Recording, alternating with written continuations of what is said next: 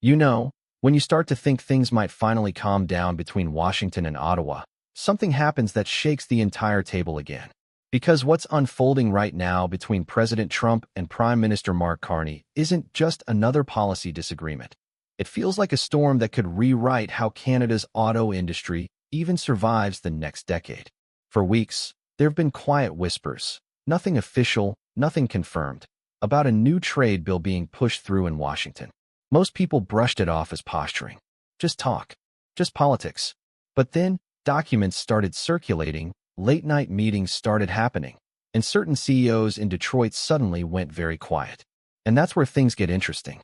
Because Canada's entire auto industry, we're talking thousands of jobs, billions in production, cities that literally depend on it, might be caught right in the crossfire of this so-called economic reset. And the strangest part? Almost nobody saw it coming. Now let's break this down. A few months ago, when Trump began teasing a new America First Manufacturing Act, the general reaction north of the border was cautious optimism. Analysts thought it'd just mean more incentives for U.S. production, nothing that'd directly hit Canada. After all, both sides have a long-standing auto partnership dating back to the 1965 Auto Pact. It's the backbone of integrated supply chains. Cars built in Ontario, parts from Michigan, components from Ohio, electronics from Quebec, a system that's worked for decades. But then, as insiders claim, the language of that bill changed.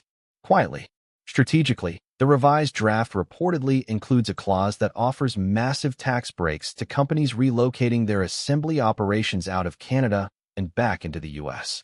A move that, if true, could cripple Canadian plants overnight. And here's where the tension really starts to spike. Because sources close to Ottawa say Carney's team wasn't given any prior notice. Imagine that, your closest ally, your biggest trading partner, passing a bill that could gut your manufacturing heart, and you find out after it's already signed. But let's pause for a second. There's a lot of noise, a lot of speculation. Nobody, not even top officials, has publicly confirmed the full scope of this bill yet.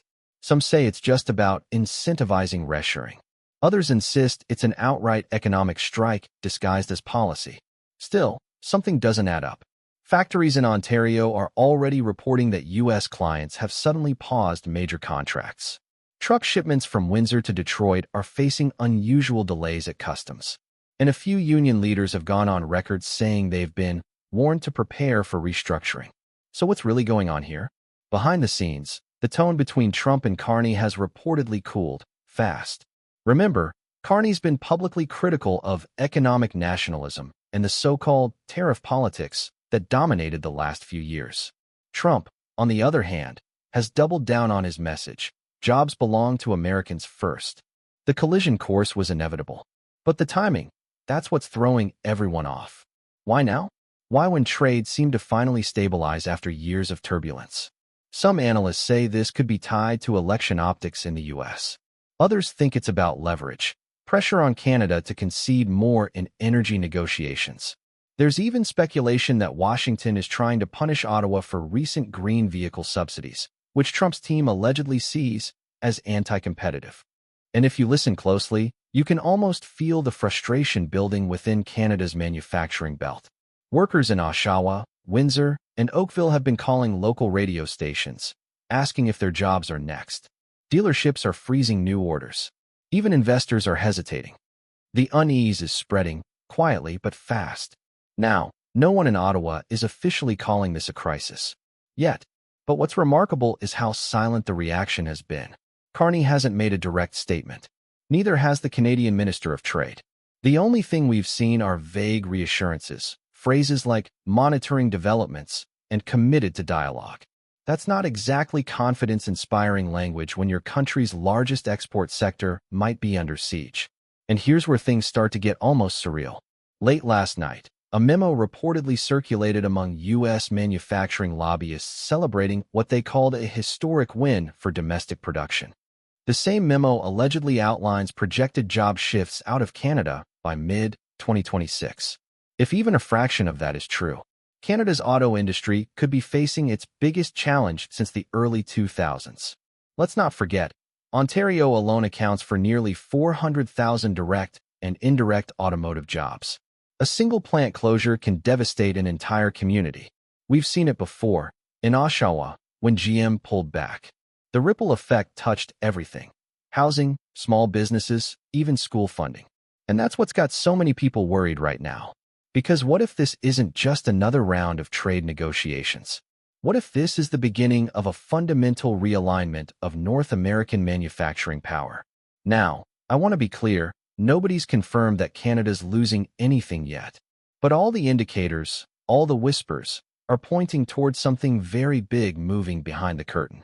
Even American auto unions are split. Some are celebrating the bill, calling it a victory for the American worker. Others warn it could spark retaliation from Canada and disrupt parts supply, making vehicles more expensive overall.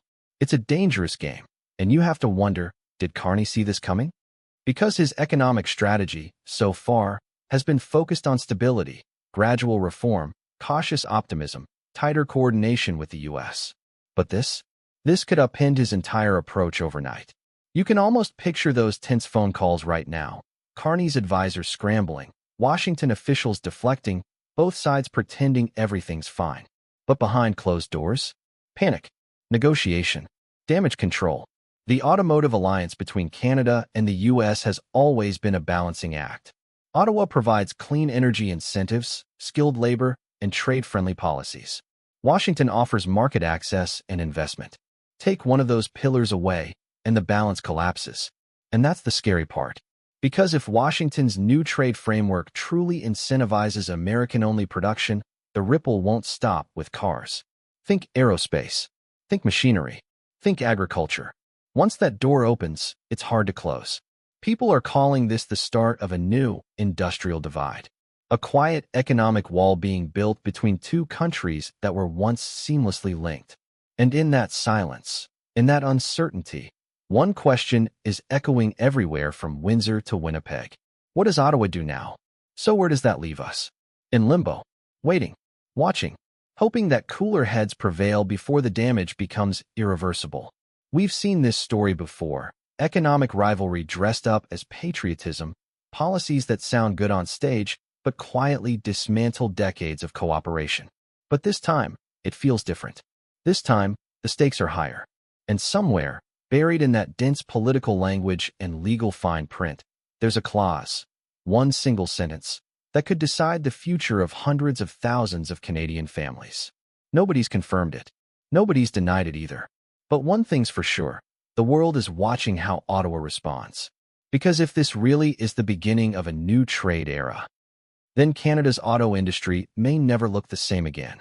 And until someone steps up and tells the truth about what's really in that bill, all we can do is watch the pieces move, one by one, as the biggest economic chess match of the decade quietly unfolds right in front of us.